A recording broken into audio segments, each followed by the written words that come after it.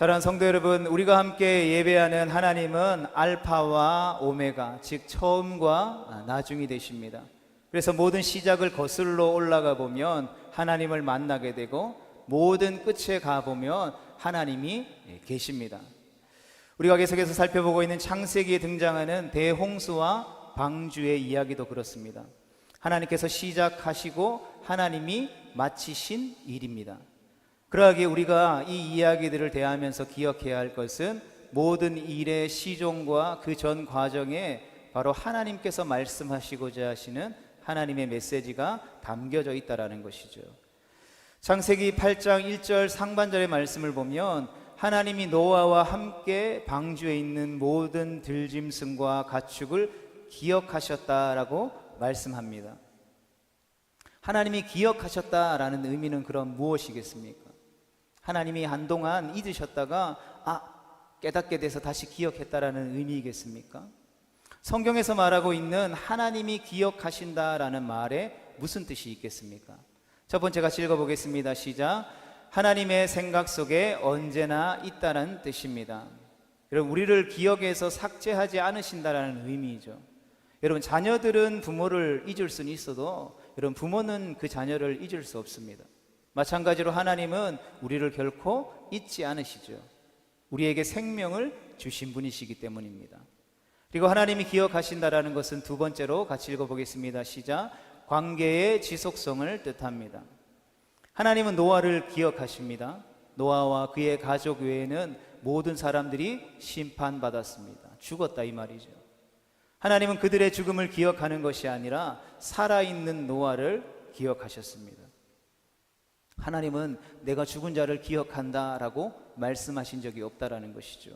마가복음 12장 27절에 있는 것처럼 우리 주님은 산자의 하나님이시기 때문인 것입니다. 그렇다면 하나님이 왜 나의 하나님이어야 되는 것입니까? 하나님과 개인적인 관계를 맺고 그 관계를 지속하는 것이 너무나도 중요하기 때문인 것입니다. 궁극적으로 하나님과의 관계를 맺는다라는 것은 생명의 관계가 지속된다라는 뜻인 것이죠. 영원하신 분과 관계를 맺는 것이야말로 영생의 유일한 조건이 되어지는 것입니다.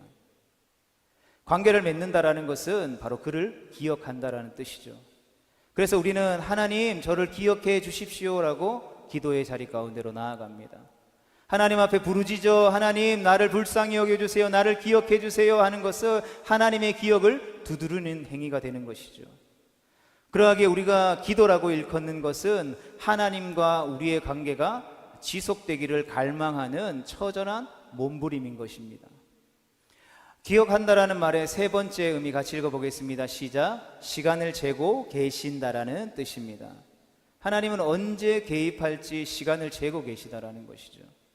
하나님의 때는 인간의 때와 무관하지 않지만 대부분 일치하지 않습니다.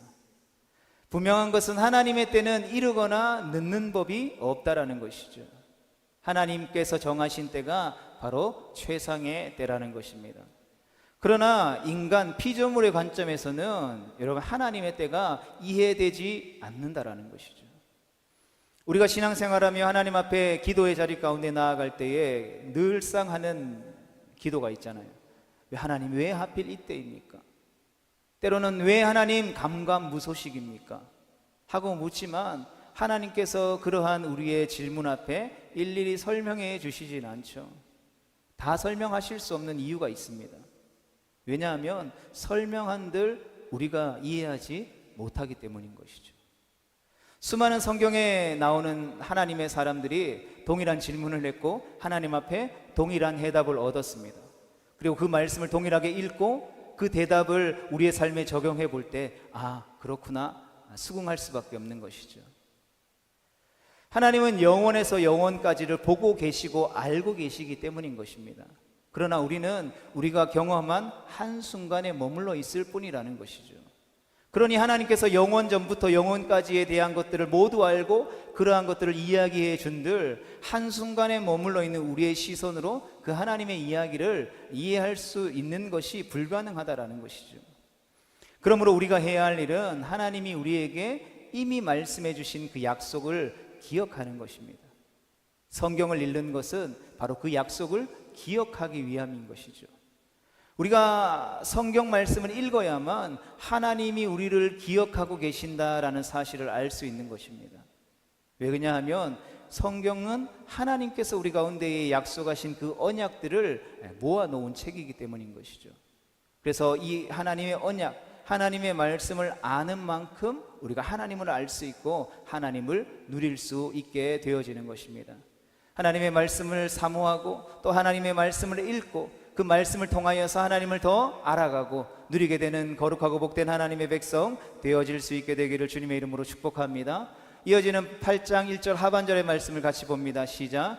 하나님이 바람을 땅 위에 불게 하심에 물이 줄어들었고. 아멘. 바람이 부는 것입니다.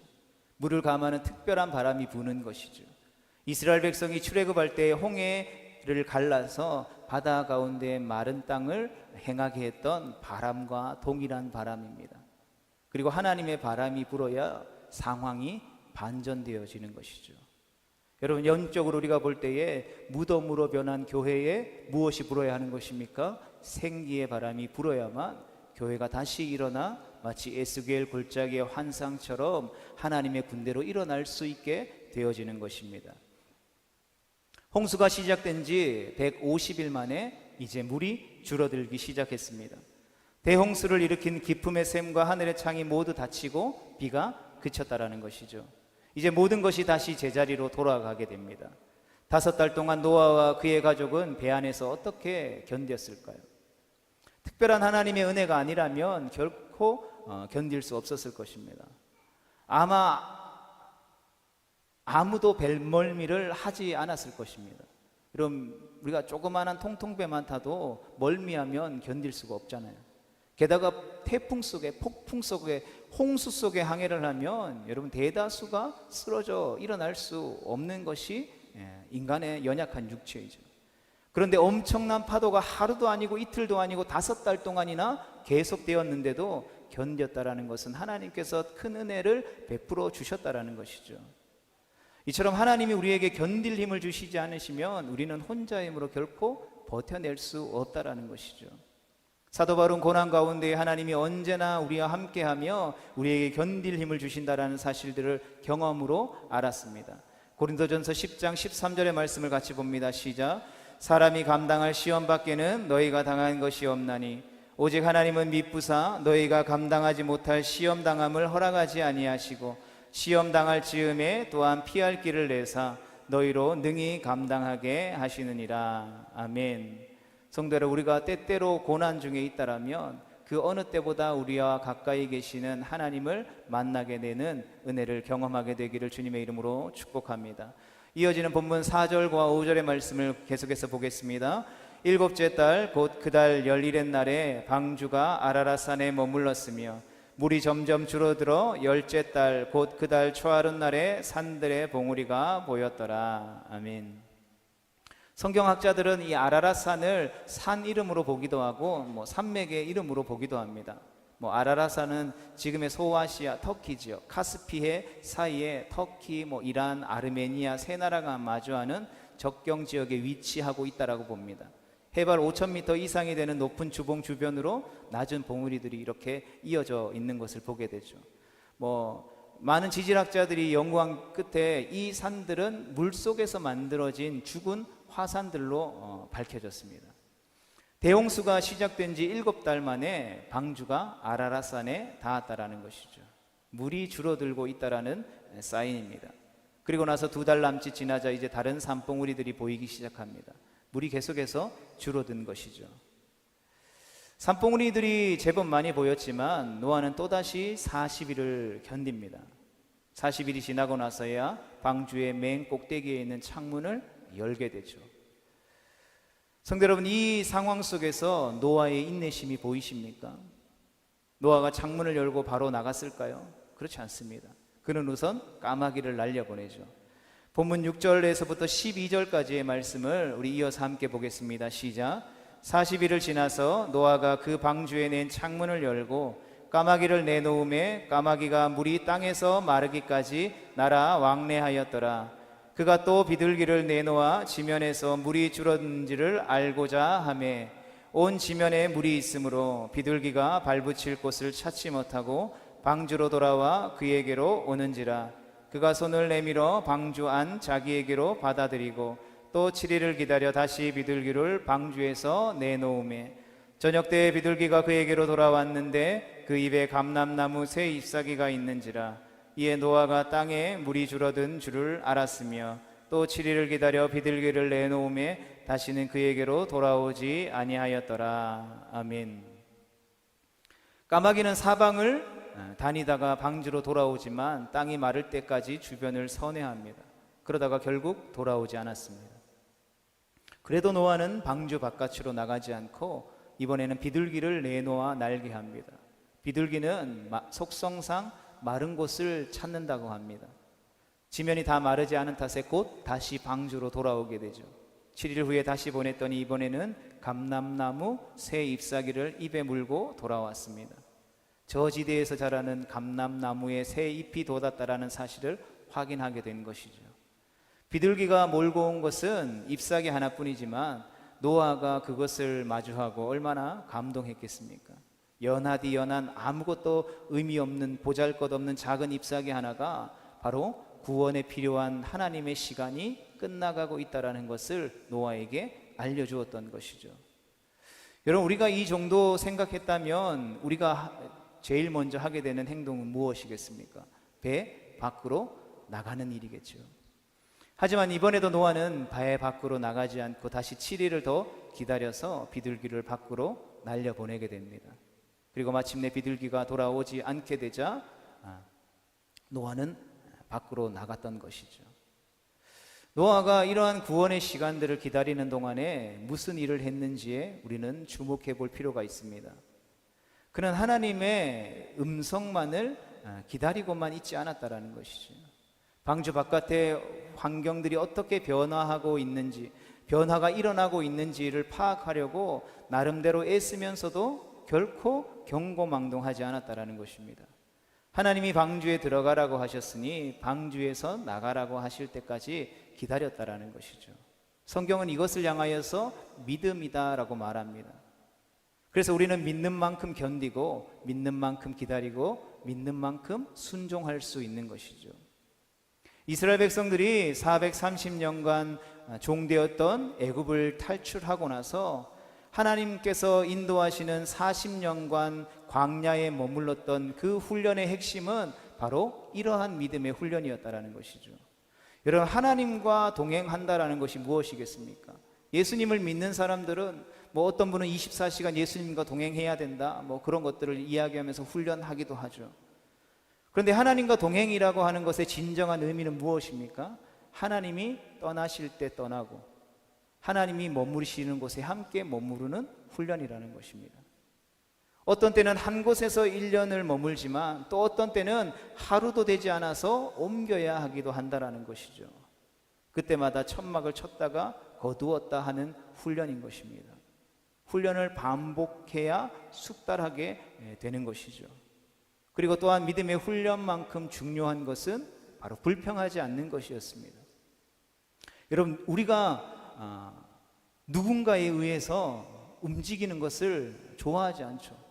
내가 원하는 대로 내가 계획을 짜서 움직이는 걸 좋아하지, 누군가 다 짜놓은 계획, 그런데 그 짜놓은 계획이 어떤 계획인지 모르는 상태에서 야 가자 하면 가고, 야 여기 기다려 하면 기다리고, 굉장히 힘든 일이죠. 제가 7년, 6년 이때 그 베이징 올림픽 시작 전이니까 한 2007년 정도 됐던 것 같습니다. 교회 청년들 2명하고 이렇게 중국 베이징 여행을 간 적이 있습니다. 그래서 이제 지방에 여행 가고 이제 베이징으로 돌아와서 이제 숙소를 잡으려고 하는데 딱 도착했는데 올림픽이 진행되다 보니까 그 베이징 주변에 소위 말해서 이제 빈민촌이나 이런 것들을 그냥 싹 다 없애버린 거예요. 불과 몇 달 만에.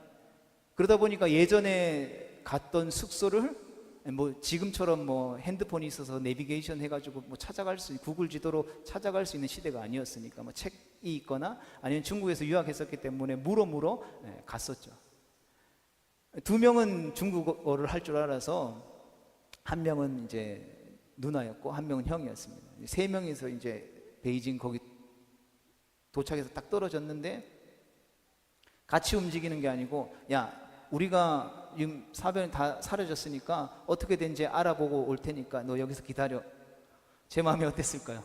아무것도 말도 못하고 아무것도 캄캄한 그 공사 현장처럼 보이는 곳에 혼자서 막무가내로 그 사람들의 이야기를 듣고 기다려야 하는 그 제 마음. 뭐 여러 가지 뭐 기다릴 수도 있겠지만 사람은 반드시 자기가 원할 때 가고 자기가 원할 때 멈춰서기를 원한다라는 것이죠. 그런데 이스라엘 백성들은 그렇게 하지 못했다라는 것이죠. 철저하게 하나님께서 말씀하시면 함께 동행하고, 하나님이 멈춰서시면 자신들의 의지와 상관없이, 생각과 상관없이, 계획과 상관없이 멈춰서야 했다라는 것이죠. 그럼 그 가운데에서 불평하고 불만하지 않는 것이 과연 쉬울까요? 저는 계속해서 투덜거렸습니다. 올 때까지. 왜 둘이서만 가냐? 왜 나만 혼자 내버려두냐? 무서워 죽겠다. 계속해서 투덜했죠. 그래서 불평하지 않을 뿐만 아니라 모든 일을 기쁨으로 감당하는 것이 매우 중요합니다. 여러분, 우리가 일을 할 때 이 악물고 한다라는 사람들이 있죠. 여러분, 이 악물고 일해봐야 잇몸만 상하는 것입니다.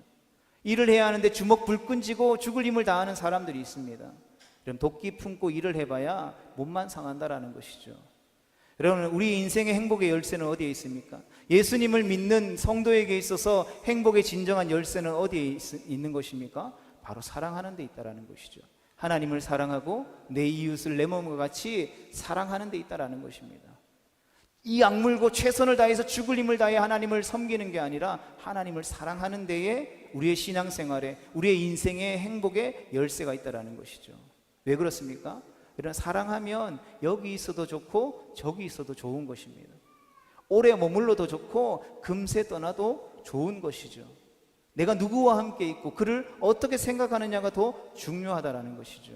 하나님이 움직이실 때 우리가 기쁘게 움직여야만 갈등이 없는 것입니다. 그래서 계속해서 말씀드리는 것이요, 교회에서 찬양을 하는 것도, 설거지를 하나 하는 것도, 교회 청소를 하나 하는 것도, 목사가 집사님, 권사님 여기 청소하세요 시켜서 하는 게 아니라 주님께서 주시는 자원하는 마음, 기쁜 마음, 직분을 하나 받더라도 100원짜리 하나 하나님 앞에 헌금하더라도 누가 시켜서 억지로 하는 것이 아니라 자원해서 기뻐하는 마음으로, 주님을 사랑하는 마음으로 하는 것이 더 중요하다라는 것이죠. 그런 마음이 들지 않으면 하지 않아도 되는 것입니다. 여러분, 사랑할 수 있다면, 우리가 하나님을 사랑할 수만 있다면 광야의 40년이 문제겠습니까? 100년, 1000년도 함께 할 수 있는 것이죠.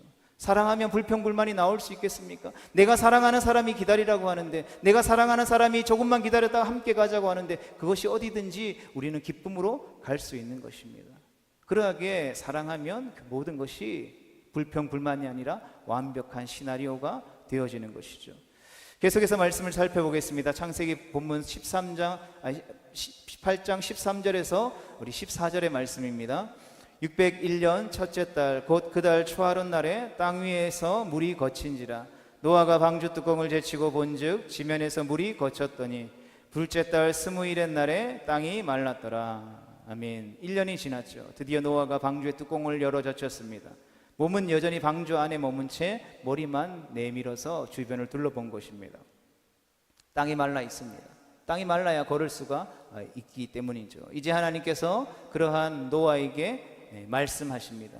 우리 본문 15절부터 19절의 말씀을 같이 봅니다. 시작. 하나님이 노아에게 말씀하여 이르시되 너는 내 아내와 내 아들들과 내 며느리들과 방주에서 나오고 너와 함께한 모든 혈육 있는 생물 곧 새와 가축과 땅에 기는 모든 것을 다 이끌어내라. 이것들이 땅에서 생육하고 땅에서 번성하리라 하시매 노아가 그 아들들과 그의 아내와 그 며느리들과 함께 나왔고 땅 위의 동물 곧 모든 짐승과 모든 기는 것과 모든 새도 그 종류대로 방주에서 나왔더라. 아멘. 성경이 뭐라고 증언합니까? 이제 방주에서 나왔다라는 것이죠. 하나님의 분명한 음성이 노아에게 들려진 것입니다. 배에 올라탈 때는 심판을 확인하는 순간이었지만 배 바깥으로 나올 때는 하나님의 놀라운 구원을 눈으로 확인하는 순간이 되어진 것이죠. 노아가 방주에서 나가야 바로 이제 새로운 세상이 열려지게 되는 것입니다. 하나님의 재창조의 역사가 시작되어지는 것이죠. 바깥으로 나오라고 하는 하나님의 말씀은 얼마 동안 기다렸던 음성입니까? 방주에서 내릴 때에 노아의 마음은 어땠겠습니까? 흔들리는 배 안에만 있다가 단단한 땅을 밟으면 순간적으로 어지러움을 느끼게 되죠. 땅멀미를 한다라는 것입니다. 여러분, 배에 막 오래 있다가 땅을 탁 밟았는데 땅 멀미를 한다고 해서 다시 배 안으로 들어가는 사람은 없겠죠. 배 안으로 다시 들어가서는 안 되는 것입니다. 배에서 내렸으면 뒤돌아보지 말고 새롭게 시작해야 하는 것이죠. 어떤 면에서 결혼이라는 것이 그런 것 같습니다. 부모라는 방주를 벗어나서 바깥으로 나오는 것이 결혼이죠. 하나님이 그들에게 그 방주에서 나오라고 부르시면 여러분, 뒤돌아볼 이유가 없는 것입니다. 새로운 환경에서 하나님이 택하신 그 둘이 가정을 이루며 시작해야 되는 것이죠. 여러분, 아무 것이 없다 할지라도 다시 돌아가서는 안 되는 것입니다. 그것은 결혼 생활이 깨어지는 것이죠. 마찬가지로 성도 여러분, 세상의 심판을 피할 길은 방주 안에 있는 것입니다. 그러나 구원의 완성은 무엇입니까? 방주 안에서 영원토록 살아가는 것이 아니라 다시 바깥으로 나아오는 것이죠. 방주에서 나아오는 것이 바로 하나님의 구원의 완성이었다라는 것입니다. 심판에 피할 길은 이스라엘 백성들에게 있어서 출애굽이었습니다. 그러나 구원의 완성은 광야를 지나서 약속의 땅으로 들어가는 것에 의미가 있다라는 것이죠. 성도 여러분, 하나님이 명령하시면 우리는 그대로 순종해야 하는 것입니다.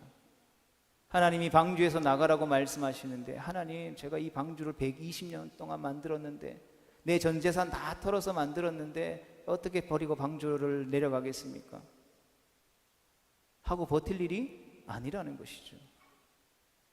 여러분, 그동안 들인 물질과 시간이 아까워서라도 배를 떠나지 못하겠다라고 고집부려서야 되겠냐라는 것입니다. 하나님이 밖으로 나오라고 말씀하시며 우리는 주저없이 나갈 수 있어야 한다라는 것이죠.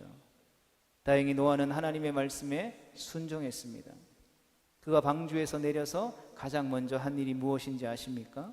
우리 본문 20절의 말씀을 같이 읽어보겠습니다. 시작. 노아가 여호와께 제단을 쌓고 모든 정결한 짐승과 모든 정결한 새 중에서 제물을 취하여 번제로 제단에 드렸더니. 아멘. 노아가 방주에 있다가 하나님의 말씀을 듣고 순종해서 방주 바깥으로 나와서 한 것은 먹을 것을 찾아다니거나 집을 지을 만한 땅을 보러 다닌 것이 아니라는 것입니다. 그는 여호와께 제단을 쌓았습니다. 그리고 예배드렸다라는 것이죠. 아벨의 제사를 드린 것입니다. 이 제사는 셋의 예배요 에녹의 기도와도 같은 것이죠. 노아가 방주에서 나와서 가장 먼저 부른 것은 바로 하나님의 이름이었다라는 것입니다. 여러분, 그가 방주 안에서 하나님의 이름을 부르지 않았겠습니까? 물론 불렀을 것입니다. 그러나 세상 가운데에 구원의 기쁨을 경험하고 세상 가운데에 나와서 다시금 하나님의 이름을 불렀다라는 것이 중요하다라는 것이죠. 여러분, 우리가 구원받았다라는 구원의 본질은 어디에 있습니까? 우리가 영원토록 하나님 한 분만을 예배하기로 결정했다라는 것이죠. 우리의 삶의 주인이 예수님이라는 것을 고백하는 것입니다. 그리고 예수님께서 우리에게 가장 원하시는 것, 하나님을 영원토록 즐거워하며 예배하는 그 삶을 살기로 결정하는 것에 있다라는 것이죠. 즉, 우리의 구원의 본질은 바로 예배자의 삶에 있다라는 것입니다. 방주 안에서 드리는 예배가 전부가 아니라는 것이죠. 방주 밖에서도 동일하게 드릴 수 있는 삶의 예배로 인해서 비로소 우리의 구원은 온전해지는 것입니다. 방주 안에서든 방주 밖에서든 어디서나 하나님을 기억하고 그 중심에 모시는 것이 예배자의 삶인 것이죠. 하나님은 오늘날 우리에게도 명령하십니다. 방주 안에만 머물러 있지 말고 바깥으로 나아오라고. 여러분, 오늘날 이 땅의 많은 교회들이 방주 안에 머물러 있기를 원하죠. 여러분, 구원받고 예수님을 믿고 우리를 부르신 삶의 자리 가운데에서 예배자로서 삶의 예배를 드려야 한다는 것을 우리가 머릿속으로 이론적으로는 다 알고 있죠. 그러나 실제적으로 우리의 삶에 나아가서 우리의 삶의 모습을 보면 어떻습니까? 함께 생활하는 사람들이 내가 식사 시간에 밥 먹기 전에 기도하는 것조차도 모르는 사람들이 많죠. 내가 직장에 가서 일을 시작하기 전에 하나님, 이 직장에 하나님을 예배하는 처소가 되게 해달라고 하나님의 임재를 갈망하며 예배하는 것은 둘째치고, 내가 예수님을 믿는 성도라는 것, 그리스도인이라는 것조차도 숨기며 살아가고 싶은 것이 오늘날 이 시대라는 것입니다. 이 땅의 교회 모습들이라는 것이죠. 여러분, 그러다 보니까 교회에 가서 할 말이 없는 거예요. 내가 어떻게 하나님의 말씀을 붙잡고 믿음으로 살았는지에 대한 산 간증이 없으니까 교회에 와서 할 일이, 이야기가 없는 거예요. 매번 쳇바퀴처럼 반복되어지는 삶만 살다 보니까 이야기할 게 없는 거죠. 내가 이렇게 살았습니다, 이 이야기도 한두 번이지 새로운 이야기가 나올 것이 없다라는 것이죠. 그러다가 코로나가 터졌습니다. 그러다 여러 가지 문제가 터졌습니다. 옳다커니 이제 예배 안 해도 되겠구나. 우리의 예배가 미천이 다 드러나 버린 것이죠.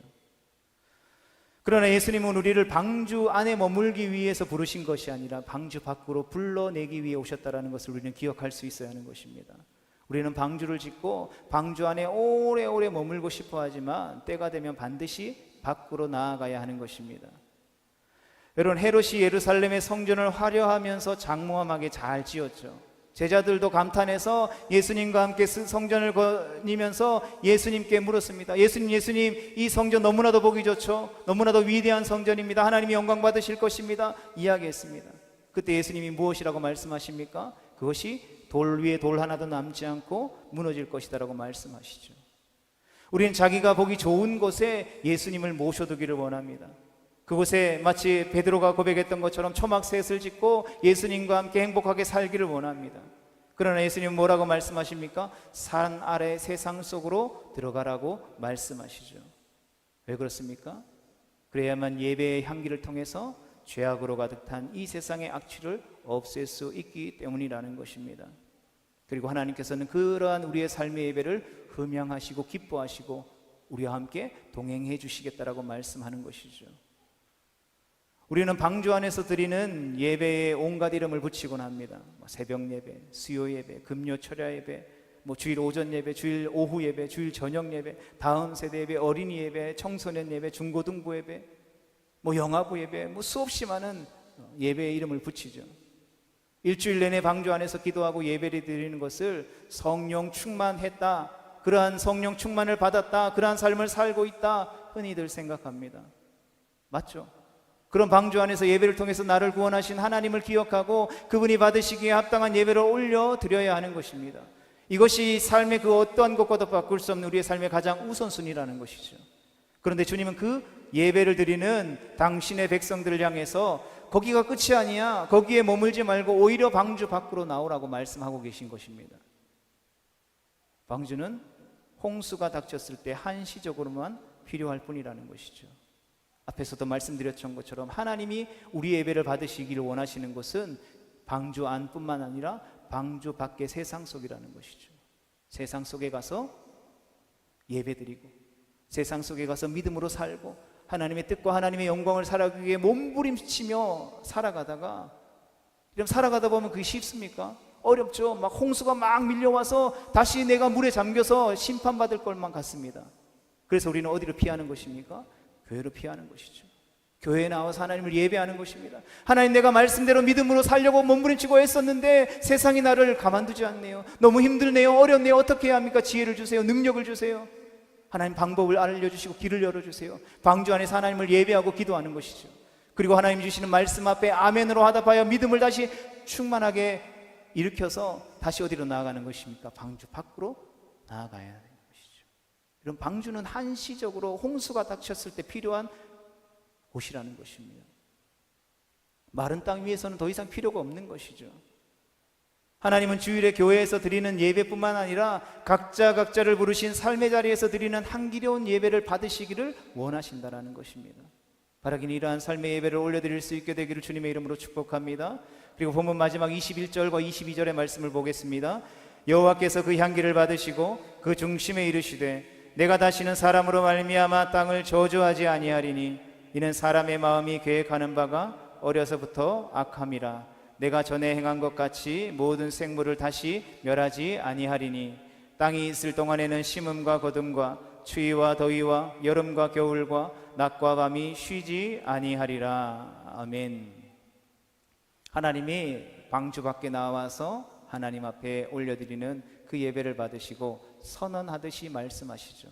내가 다시는 사람 때문에 땅을 저주하여 모든 생물을 멸하지 않겠다라고.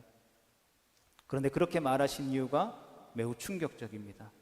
무슨 이유입니까? 사람의 마음이 계획하는 바가 어려서부터 악하기 때문이라고 말씀하고 있는 것입니다. 우리가 아이들이 태어나면 그 막 갓난아기 보잖아요. 아우, 이 아이들 때묻지 않는 이 아이들이 무슨 악할까 생각할 때가 있습니다. 그런데 성경은 우리에게 뭐라고 말합니까? 사람이 마음이 계획하는 바가 어려서부터, 나이와 상관없이 죄를 가지고 태어났기 때문에 악하다고 말씀하시죠. 여러분, 이게 무슨 말씀이겠습니까? 예배하고 나온, 하나님을 찾고 나온 심판이 끝난 그 즉시 하나님이 무슨 말씀을 이야기하는 것입니까? 인간이 어려서부터 악함을 아시기에 새롭게 시작하려고 심판하신 거잖아요. 그런데 지금 똑같은 이유로 이 같은 심판을 더는 하지 않겠다라고 말씀하시니 뭔가 앞뒤가 맞지 않는 것처럼 보인다라는 것이죠. 그렇다면 노아가 방주에서 나와서 하나님을 예배하고 나서 그 예배하는 자에게 선언하듯 선포하신 하나님의 이 말씀은 무슨 뜻이, 무슨 의미가 있는 것이겠습니까? 여기서 우리는 하나님의 말씀과 말씀 사이에 나타나는 직접적인 사건에 주목해야 합니다. 노아가 제단을 쌓고 번제를 드린 사건을 말씀드리는 것입니다. 하나님은 그가 올린 제물을 받으시고 다시는 이처럼 멸하지 않겠다라고 약속하셨습니다. 다만 땅이 있을 동안에는 심음과 거둠, 추위와 더위, 여름과 겨울, 낮과 밤이 쉬지 않을 것이다라는 것이죠. 환경이 더 열악해질 것이다라는 뜻입니다. 대홍수 전에는 더위와 추위가 없었다라는 것이죠. 이제 기후가 변화할 것이다라는 것을 말씀하는 것입니다. 하지만 땅과 하늘을 멸하지는 않으실 것입니다. 왜냐하면 최후 심판 때에 땅과 하늘이 무너질 것이기 때문인 것입니다. 성경은 한번 죽는 것은 사람에게 정한 것이요 그 후에는 반드시 심판이 있을 것이다라고 말씀합니다. 개인의 구원과 심판이 있고 이후에 예수님이 다시 오시는 그날에 세상의 구원과 심판도 반드시 있다라는 것이죠. 저는 그 심판의 시간이 머지 않았다라고 믿습니다. 그 시와 때는 아무도 모릅니다. 그러나 심판은 반드시 있을 것입니다. 왜냐하면 하나님이 우리에게 주신 이 진리의 말씀을 우리가 믿기 때문인 것이죠. 사랑하는 성도 여러분, 대홍수 이후에 노아부터 새로운 역사가 시작되지만 그에게 소망이 있다라고 결코 말하지 않습니다. 노아 자신이 곧 죄를 지을 것이기 때문인 것이죠. 그리고 훗날 그의 후손은 하나님을 대적하여 바벨탑을 쌓게 될 것입니다. 그래서 하나님은 노아를 부르셨듯이 아브라함이라고 하는 사람을 부르실 것입니다. 그러나 아브라함으로부터 구원이 다시 시작될지라도 아브라함에게 소망이 있다라고 성경이 결코 말하지 않는다라는 것이죠. 하나님의 마음에 합한 다윗이건 이 세상의 왕들이 가졌던 지혜보다 가장 큰 지혜를 가졌던 솔로몬이건 예수님의 수제자라고 일컬었던 베드로건 이방의 사도로 지금의 온 유럽 지역 세상 땅끝까지 복음의 사도로 쓰임받았던 바울이건 그 누구에게도 소망이 없는 것입니다. 성경의 이야기는 심판과 구원의 반복이죠. 그것을 요약하자면 인간 안에는 조금도 선함이 없다라는 것입니다. 인간은 자기 자신에 절망할 수밖에 없으며 그 때문에 예수 그리스도께서 오셔야만 했고 그분께서 약속대로 이미 오셨으며 그분의 이름을 부르고 그분의 발 앞에 무릎 꿇어야만 모든 문제가 근본적으로 해결되어진다라고 말씀하고 있다라는 것이죠. 고로 성경은 소망은 오직 예수님께만 있다라고 분명히 말하고 있는 것입니다. 천하 사람 중에 구원을 받을 만한 다른 이름을 주신 적이 없다라고 분명히 선언하고 있는 것이죠. 바라기는 우리 모두 다시 한 번 더 우리의 구원의 소망이 되시는 예수님께로 나아가서 그분으로부터 주어지는 참된 소망을 간직할 수 있게 되기를 축복합니다. 그리고 그 소망 안에 굳건히 서서 구원의 하나님, 다시 오실 영광의 하나님, 그분의 오실 길을 예비하는 거룩하고 복된 성도로 살아가게 되기를 주님의 이름으로 축복합니다.